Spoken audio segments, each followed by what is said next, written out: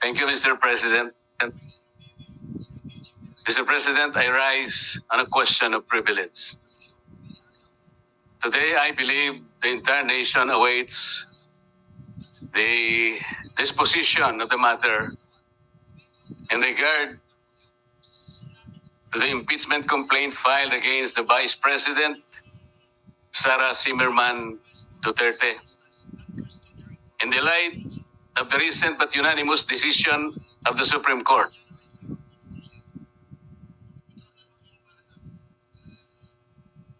Mr. President, this decision was promulgated on July 25, 2025, declaring said complaint to be unconstitutional, void ab initio, violative of due process, and that the Senate in the first place did not acquire jurisdiction over it. Take note, Mr. President, it even said that the decision is immediately executory. But before I continue, Mr. President, let me put on record that the initial proceedings, impeachment proceedings conducted by the Senate in the 19th Congress have never been formally carried over to the Senate of the 28th Congress. I do not know, and I'm not aware, I cannot recall of any action so far taken by this august chamber to the effect that the initial impeachment proceedings, which were deemed to have been terminated at the expiration of the 19th Congress at noon of June 30, 2025, have been miraculously brought to life into the present Congress. That having said, Mr. President, I'd like to continue. Mr. President, the decision of the Supreme Court did not dwell on the intrinsic merits of the impeachment complaint filed against the Vice President. It zeroed in merely on the procedures and the processes taken by the House of Representatives. To repeat, it declared the whole impeachment complaint constituting the articles of impeachment to be unconstitutional, violative of due process, void ab initio. Simply because the rules of procedure in impeachment proceedings in the House of Representatives were never followed. And they violated the 1-year ban on multiple impeachment complaints as prescribed under Article 11, Section 3, Paragraph 5, which says that no impeachment proceedings shall be initiated against the same official more than twice within a period of 1 year.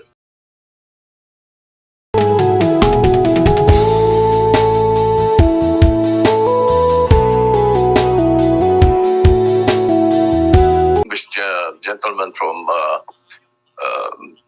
Tarlac favor me with a few questions, I will be gladly accepting his favor. And if the Senate President will allow me, after a few questions, I will make my own manifestation to that effect. The gentleman may proceed. Should Senator Marcoleta so allow it? Yes, Mr. President. Thank you, Your Honor. Thank you very much, Mr. President. Thank you. So, listening to the privileged speech of the distinguished gentleman from Tarlac, the basis of your motion to dismiss is the Supreme Court's decision, which is now pending appeal by virtue of the MR, or the motion for reconsideration, filed last Monday by the House of Representatives. Is it not, Your Honor? The question whether is it... Yes, your basis for your motion to dismiss is based on the Supreme Court decision that the so-called impeachment is unconstitutional, based on their decision. Yes, Mr. President, Your Honor, that's very, very clear and categorical. Correct. The Supreme Court decision, Mr. President, although immediately executory, is not yet final. Thus, appealable. Ngayon, naka-appeal na. Marami nagtatanong, kung naka-appeal na, ba't tayo nagmamadali? Ay, dismiss ito sa atin. So, may I ask the gentleman, what will happen if we prematurely dismiss the case and the Supreme Court subsequently grants the MR and reverses its own decision? The question, Mr. President, is speculative. Yes, yes. May I have a speculative answer, Mr. President? We cannot speculate.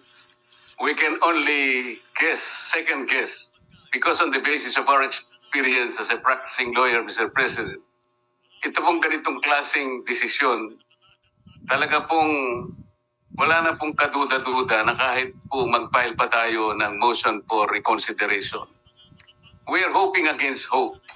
It is as if we are wishing for the moon. Palagay nyo po, palagay nyo lang po merong isa na nag-reverse. Hindi rin po ma-overturn eh. Kasi po ang kailangan po ninyo ay 8 ang mag-reverse. Sa inaakala po ba ninyo, meron kayong makukuhang 8 na pumirma doon sa unanimous decision na babalik ta rin po nila yung kanyang sarili. Kaya, napakahirap pong mag-speculate, Mr. President. I will accept the answer of the gentleman, but I have done my research, Mr. President. And to remind everyone, the reversal of the Supreme Court's own decision is not impossible, even in landmark cases. In the case of Labugal, Bilaan Tribal Association Incorporated versus Victor Ramos, GR number 127882, December 1st, 2004, questioning the constitutionality of Republic Act 7942 or the mining law, the Philippine mining law. The Supreme Court granted the MR, reversing and setting aside its earlier ruling. And also, Mr. President, just a few days ago, the Supreme Court reversed its own ruling on the definition of a stockholder. This is the case of Lily Lopez versus Lolito Lopez with GR numbers 25497-957-58. So may kasabihan po tayo, ang tumatakbo ng matulin, kung matinig ay malalim. Kaya dapat siguro pag-isipan muna natin kung tama ba na bago magdesisyon ang Supreme Court, basta ibasura na natin ang kaso na ito. Unang-una po, Mr. President, gusto kong malaman, yung po bang mga kasong sinabi nyo, unanimous decisions po ba lahat? I am not sure about that. But one thing I can say is that if there is a mistake, a unanimous decision could become a unanimous mistake. Wala pa pong nangyaring gano'n, Mr. President. At saka po tayo pag nananakbo, ako po ay nakasapatos at saka sa kalsada kaya hindi po ako matitinig. Well, Mr. President, there's always a first time.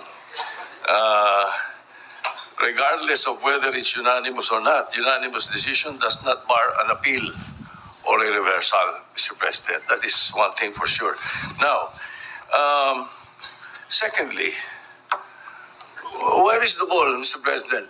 Or meaning the impeachment case itself? Is it in the Senate or in the impeachment court? Didn't the impeachment court throw it back, remanded, returned to the House of Representatives?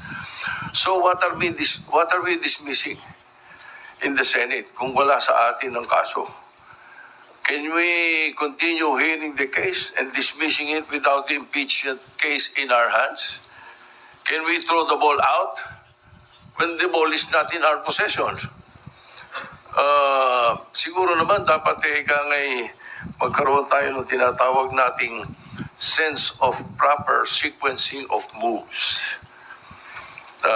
Nasaan po ba yung impeachment case?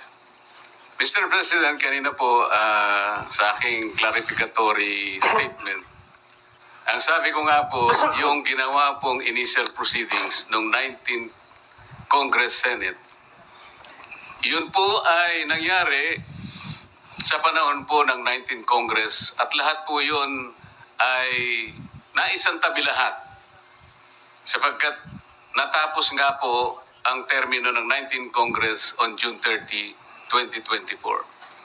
Kaya po natin sinasabi, Mr. President, na dinidismiss na po natin ngayon sapagkat tayo po ang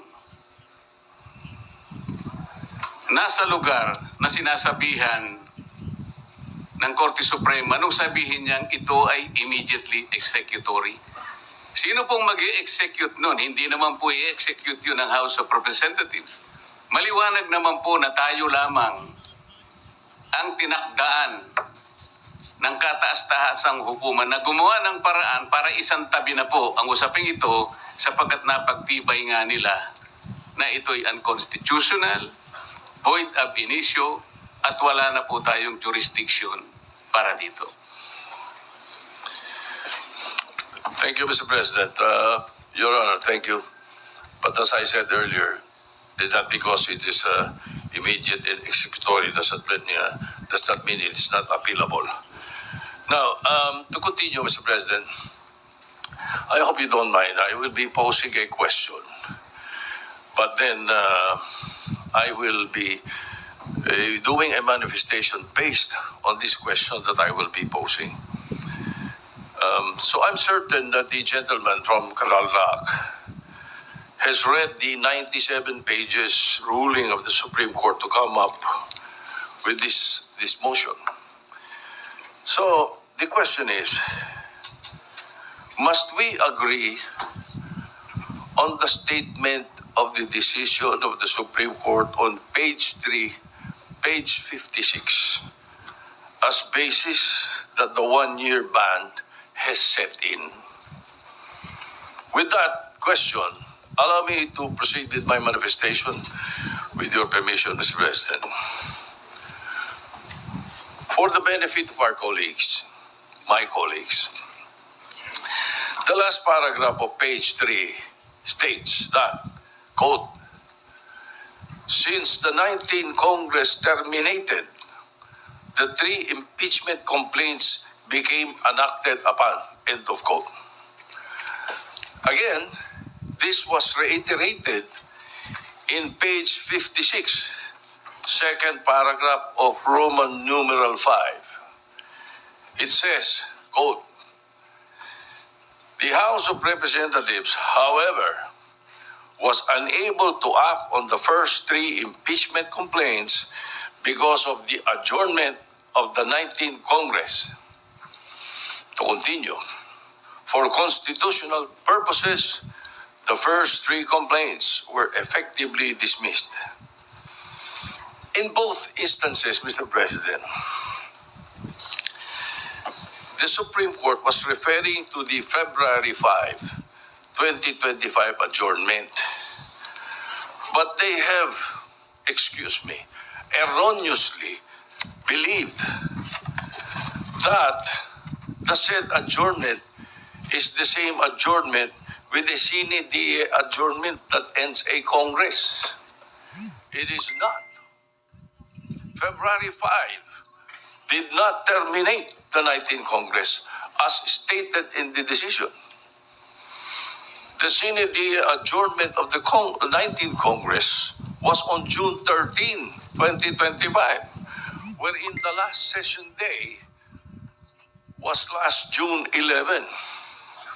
Mr. President, and for the information of the public, there is a world of difference between adjournment versus adjournment sine die. Now, sa atin, pag nag-adjourn tayo for the Christmas break, nag-adjourn for the Easter break, nag-adjourn for the election period, nothing dies. The treaties, bills, resolutions, anything filed continues.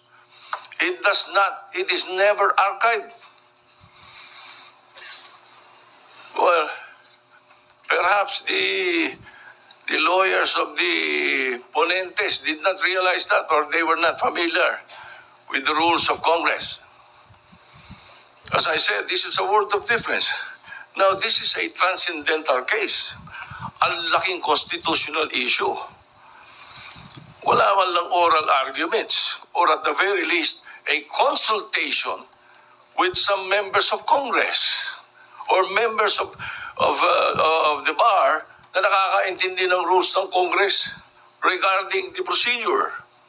In that matter alone, Mr. President, kasabihan ninyo mga lawyer, falsus omnibus, falsus unos, falsus omnibus. Mistake in one, mistake in all. In that manner, they wouldn't have decided based on their unfamiliarity with the legislative process. May mali agad eh. Pati ba legislative rules natin gusto nila palitan? Ganun ba yun? Maybe not everyone may appreciate the importance of the legislative calendar of Congress. But us, it is a big deal. That's why I'm stressing this point. Concurrent joint resolution pa nga when we approve this calendar, only to be misinterpreted and used erroneously in this case. Nag-adjourn daw yung 19th Congress. Kaya na-archive lahat. Now, may kinopya lang, kopya, mali pa. Sabi nga kanina ng ating distinguished gentleman from Tarlac, hilaw yung complaint. Hilaw din yung decision. In addition to this factual error, Mr. President, it can be seen in the website of the House of Representatives that the 3 impeachment complaints were referred to the Committee on Rules and were consigned to the archives on February 6, not February 5, as claimed in page 78 of the decision. Nag-housekeeping lang ang House, kaya in-archive, hindi to end the Congress. This archiving were not the results of the ending of the 19th Congress, but because of the fact that the 4th complaint were already filed and transmitted to the Senate. Eh dito pa lang, Mr. President, pilit na patunayan na barred ang 4th complaint. Kapag ayaw, may dahilan. Kapag gusto, may paraan. Now, to continue, Mr. President, and this is very much related. The Supreme Court, by the way, if it is wrong, if the complaint done by the House of Representatives was wrong, we cannot correct a wrong with another wrong. The Supreme Court essentially amended the Constitution by removing the 3rd mode of filing of impeachment complaint. This 3rd and speedy mode was enshrined there for a reason. In times that there is an urgent need to impeach a person who is influential and powerful and may use his position to evade the law, the 3rd mode, which is the fastest way, was provided in the Constitution. Why don't you ask the authors of this provision in the Constitution? The constitutionalists are called delegates Munsud, Ascuna, Sarmiento. So, Mr. President, Continuing, if the Supreme Court is now changing the meaning of initiating, then at the very least, please apply it prospectively. However, they are applying this new ruling retroactively, which is a violation of the doctrine of operative facts. Kung ganito kanilang kagustuhan, at susundin natin basta-basta, apektado din dito yung nakaraang impeachment, the impeachment proceedings. In the words of retired Supreme Court Senior Justice Antonio Carpio, I quote, "The said Supreme Court decision practically voided the impeachment proceedings against former President Joseph Estrada and former Chief Justice Renato Corona." Pag gusto talaga, may paraan. Pag ayaw, may dahilan. Pero wag naman sana pati sa mga ganitong bagay that will ultimately affect future impeachment and legislative rules and proceedings. Sa atin yun eh. I've read that the basis for the retroactive application of the new definitions because the Senate now has not acquired jurisdiction yet. Mr. President, ano tawag natin doon sa nag-constitute kayo as an impeachment court? Nag-robe pa kayo. You even sent out summons. Ano yun? June 9, the Senate President took his oath. June 10, nag-convene ang impeachment court. Niremand to the House of Representatives. Tapos yung issue of the summons to the defense. Ano po tawag doon? Hindi nag-convene? Baka hindi nabalitaan ng Supreme Court na hindi nag-convene. Kaya naisabi nila yan. So, now, just an observation. I will try to shorten this, Mr. President. Just an observation, Mr. President. Well, not only myself, but several lawyers mentioned this to me, including my godson, former Senate President Aquilino Pimentel III. Naguluhan sila sa pagkakasulat ng desisyon. It is incoherent and some parts are off-topic, sabi nila. Para bang pinagtagpi-tagpi. Basahin niyo mabuti. Uli, ang daming gagaling ng mga abogado rito. Basahin niyo. It even quoted the entire Article 11 of the Constitution not only once, but twice. It seems there were two ponentes. Parang dalawa author dito. Well, that is there in my observations. Just an observation.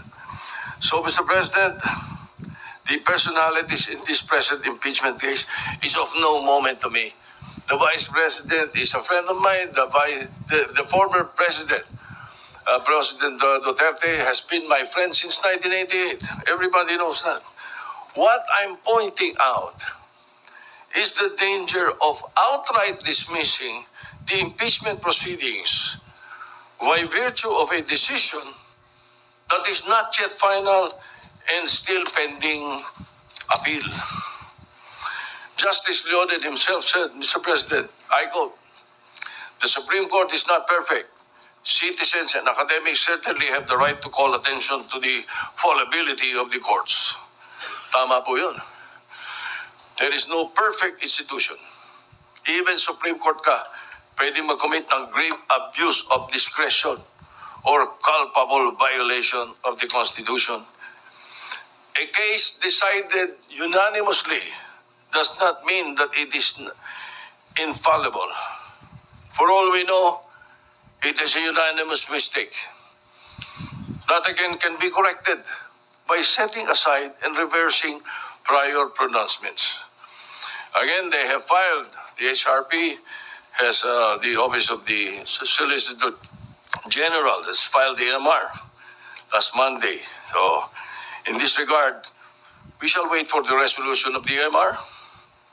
Please, let us allow and give chance to the Supreme Court to rectify its decision, which contains clear and blatant errors. for their sake and for the sake of future proceedings, let us not dismiss forthwith. And in that light, considering the motion of the gentleman to motion to dismiss, I move to table the motion to dismiss. A motion to table has a higher precedence than a motion to dismiss. Thank you, Mr. President. Mr. President, may I have a quick reaction to the manifestation of the gentleman? The gentleman may do so if he so desires. Mr. President, in the answer of the Solicitor General in behalf of the House of Representatives, there was already a categorical admission that the three initial complaints prior to the fourth one were dismissed because they were all archived. As I have said, archiving is not part of the rules of impeachment of the House of Representatives, but they just did it. Palusot lamang po yun, Mr. President. Paano mo i-archive nang hindi mo susundin yung tatlong steps na sinasabi ng sarili nilang tuntunin? These are not baby steps. These are constitutional steps.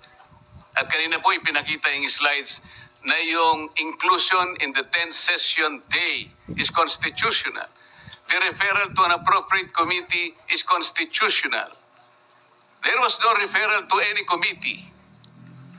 Ang ginawa po nila, tinransmit nila sa Senate without requiring themselves to observe another provision of their own rules. This is to refer to the Justice Committee, where the Vice President might probably be given at least a modicum of right to defend themselves. That is what we call due process. Wala po eh. Inakala po nila na kapag may 1/3 na or more, ay pwede na nilang huwag gamitin yung Section 2 ng kanilang rules. Hindi po nakalagay yun eh. So hindi na po kailangan na i-distingui pa natin yung adjournment and sine die adjournment. Kasi inadmit na rin po na in-archive nila kahit na wala po sa tuntunin. Kanina sa manifestation, tinanong din po. Kung wala tayong jurisdiction, paano yung unang initial proceedings? Pwede po yung initial proceedings ninyo will be considered under the doctrine of operative facts. Hindi pa po na-declare na wala pang jurisdiction ang Senate at that time. Ngayon lang po nangyari. Kaya po yung ginawa ng Senate of the 19th Congress, tama pa rin po eh. Wala pa pong declaration noon. Kaya lang, ang kagaya po ng aking clarification na sinabi, all these initial proceedings conducted in the Senate of the 19th Congress were not officially transmitted to the 20th Congress, where I myself belong, a Congress of different composition. So yun po ngayon, naharap tayo ngayon sa issue na talagang tayo lamang po ang gagawa because there is no other agency of government that will execute that decision of the Supreme Court. Only the Senate. So may I go back to the first question, to the original motion, Mr. President. Mr. President, if I may. Majority Floor Leader. Thank you, Mr.